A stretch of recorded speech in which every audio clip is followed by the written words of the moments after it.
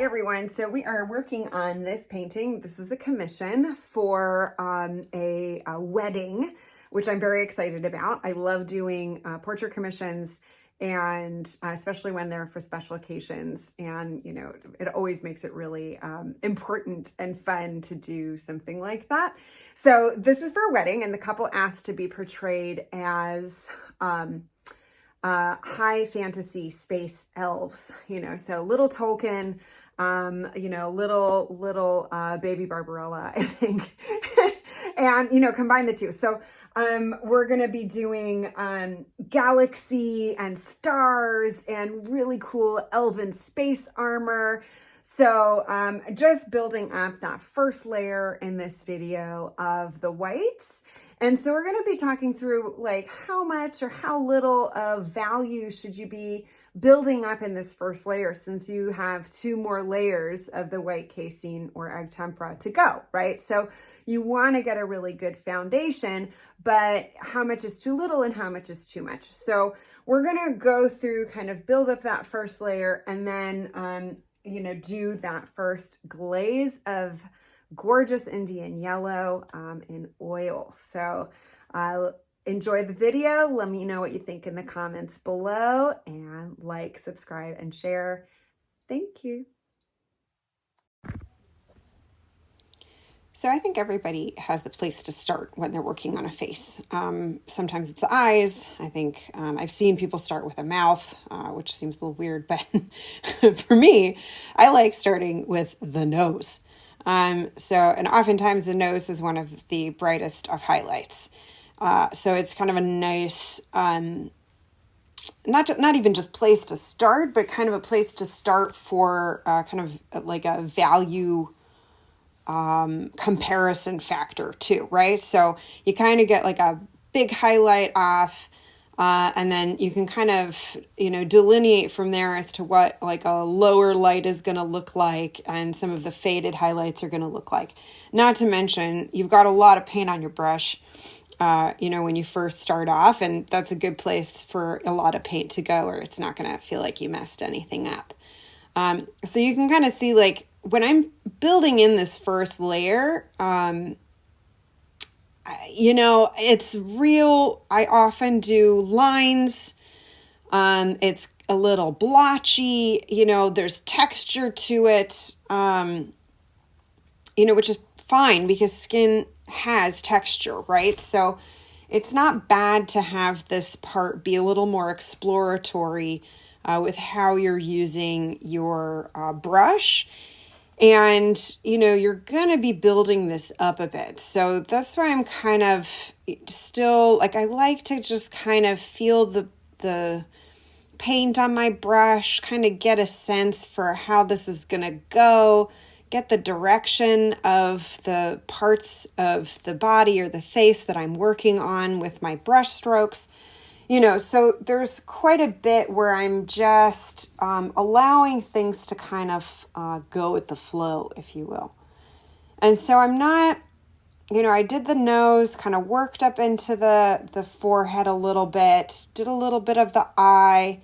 So I'm still kind of really working with a lot of the major highlights first. Every once in a while, I will kind of put a wash of the casein or egg tempera down first. It's easier to do with the casein. It works just as well with egg tempera though. So you kind of do, like, you know, kind of that tone that's up in the forehead right now. So I'll do kind of a wash over the whole thing so that I have that to start with. And so I don't have quite as much kind of to scumble around with my one paintbrush. And so I'm kind of doing that with the hair, right? And so I've gotten a much bigger brush here, and the hair is, her hair is going to be kind of fading in and out of a nebula. So it doesn't need, there's going to be parts of it that are going to be really clearly defined and other parts that are not going to be clearly defined.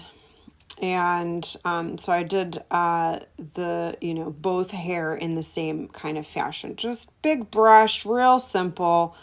You would do hair like this if you were just doing direct oil paint too, right? So You don't need a small brush for hair until kind of way at the end. So same kind of thing here with this face. I am picking kind of the brightest of the highlights, starting there and kind of building from that point forward. Using some directionality with my brush, using some lines just to kind of get a feel for texture. I'm not going overboard too much here, and really trying to just kind of lay that groundwork in for my first layer.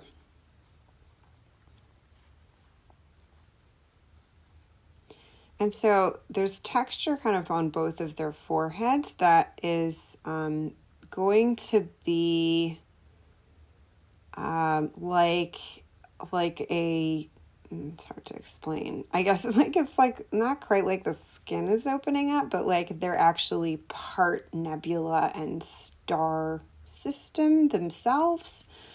So part of the hair is going to be the nebula. The nebula is kind of going to move into part of the skin. And so there's going to be kind of stars coming through these kind of linear textural shapes. So that's what's going on there. They're not wrinkles. It'll look really cool when it's done. And, I think this is a good point to talk about, right? Like, we know what the finished painting is going to look like often. Not always, but especially if you're working on a commission, which is what this is, you have to submit a proposal to the client beforehand. If you have the kind of commission where the client just says, hey, do you, that's great. And I love those, those are amazing. But it's also good to really get the client's feedback. And for something like this, it's nice to have, it's just nice to have their input. So it's fun to do something that is still 100% my vision, but it's also something that they've really put their 2 cents in and, had a hand in selecting. So it feels really personal for them too. It's not just something they're getting, it's something that they participated in. And this kind of, half person, half nebula elf space, creature is where we went with the, with that collab, which I love. So, I won't be putting in the stars, I think, for another layer. Maybe even not even until kind of the blue layer. I'm not sure yet. So we're going to just kind of see. Ears. I love painting ears, actually. I love drawing ears and I love painting ears. They're so wild. And so there you go. I kind of laid in this, you can kind of see this is the first layer of whites. And now I'm kind of going back in and really bringing out some of those highlights a bit more. In one sense, you could probably just go from here. But I really, over the years, I have just decided that a real robust first layer makes your life 10 times easier as you move onwards, especially when you're doing color. So I've just been pushing myself more and more on this first layer here to get it really, really resolved. Because then, in a funny way, you're doing more work up front and it's actually way less work towards the end. So in much the way like a grisaille underpainting functions, or, a lot of the ways, some of the, old master techniques kind of function with an underpainting in more sepia tones. This, with the white, you're building up values, but you're really, really highly rendering those values so that they are pretty resolved, and then, like I like to always say, the Mische technique in this way of working is kind of like a layer cake. The icing in between the cake is the white, and the different layers of cake are the different color glazes. So you're kind of doing a good chunk of icing at the bottom. And then you need a little less icing for each of the ones after. So it's a layer cake that looks somewhat like a Egyptian pyramid, which would be cool. And I would 100% be into that because I'm a 100% frosting person. I kind of want to make that now. So, you can kind of see with the figure on the face on the left, like I have brought up those highlights quite a bit more, right? And her face looks much more kind of resolved and complete.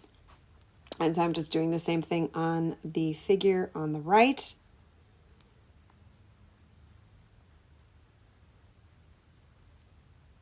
And whereas the first part of the process was a little more exploratory, I now have a plan in place, and I am moving forward and executing that plan. So it feels more deliberate. I think also when you're working with a reference, I think the first layer is getting to know that reference, like finding where some of those places on the face are that need just extra attention, finding kind of everyone has idiosyncrasies and intricacies in their features that are, frankly, really fun to paint, but you got to find those. And so when you're first looking at a reference and you're first kind of working out where the highlights and shadows are and where the in-between and all the different tonalities are, you're also really getting to know the features and the geography of that face as you're working. So it's important to kind of take that step and honor it, and don't rush through it because, again, like everything, it's just going to help you further on, because if you don't, there's oftentimes you don't notice stuff until way later because, when you first look at a piece or first look at a reference, you don't notice all of those, intricacies and idiosyncrasies that every face has. But maybe hours later, further into the painting, you notice something that you kind of didn't notice before. And so this gives you the opportunity to really get the topography and the lay of the land down of the face or the figure or whatever it is that you're working on. And so you can see there, I have gone in and, highlighted the hair a bit more. It's much more layered and textural. There's a lot more going on, feels more like hair, and you can kind of say this is more of a complete idea. And so even though it's an underpainting, I want it to have a complete feel to it. And like I said, over the last couple years of working this way, I just find myself diving more and more into this. I know I've shared this on other videos, but if this is the first one you're watching, one of my painting heroes is Ernst Fuchs for the Mische technique. It's who taught my teacher and who taught many, many, many artists over his many long years of teaching. And he's kind of the one that really reinvented a style of working. And he would so highly render this first white layer that all it took was one layer of color glaze and it was done. And to me, that's like some kind of magic. Like that's the goal in my mind for this, for myself. It might not be your goal, but it's my goal. And so I would like to get to a place where I just do that. And, I have an apprentice. He is 17 months old, and he's wearing his lion onesie, which is his favorite outfit. And so I'm trying to teach my apprentice to, kind of do some of the grunt work, right? Do my backgrounds, do my glazing, and here he is, giving it a good college try. He is actually pretty good with a paintbrush, as you can see. And that is oil paint. Obviously he's very supervised. And so he did a lot of that right there, and I did a very good job. And so I took over for a little bit. But as you can see, my apprentice is really into it, really loves helping me with everything. And he's pointing to spots I missed. He's a very good supervisor. So I'm just going in now with Indian yellow with some Liquin as the glazing medium. Liquin Original, I really love Liquin. I use it for everything. And here we are painting in that yellow over top of the white that, you know, you can really see as that golden color goes over, it just comes to life, right? It adds a depth and a clarity, and you can really see the highlights, you can really see the different tonalities, and it starts doing the thing. So this is just, you know, I feel like this is such a satisfying stage in this process, and just watching this glow bring all that work you just did into focus is just magic. And so you can really see now that there's shape, there's depth, there's 3D quality. You can tell where the light is coming from, although I have work to do on that still. You know, you'll really, the armor, what they're wearing is armor, and so it's going to be really pale silver, white, golden armor. It should be really fun to paint. And so the highlights really need to be pretty structured for that. So that's kind of my next step. And so there you have it. I am just kind of making sure that glaze is nice and even. And like I said, started with some acrylic, working with the casein as the white. And now I have transitioned to oils, and this is Indian yellow with a Liquin Original as the glazing medium. And we're just going to let that dry, and then I'm going to start in again with the second layer of the white highlight. I'm excited that you joined me. Please stay tuned for the next step, and please like, subscribe, and share. Thank you.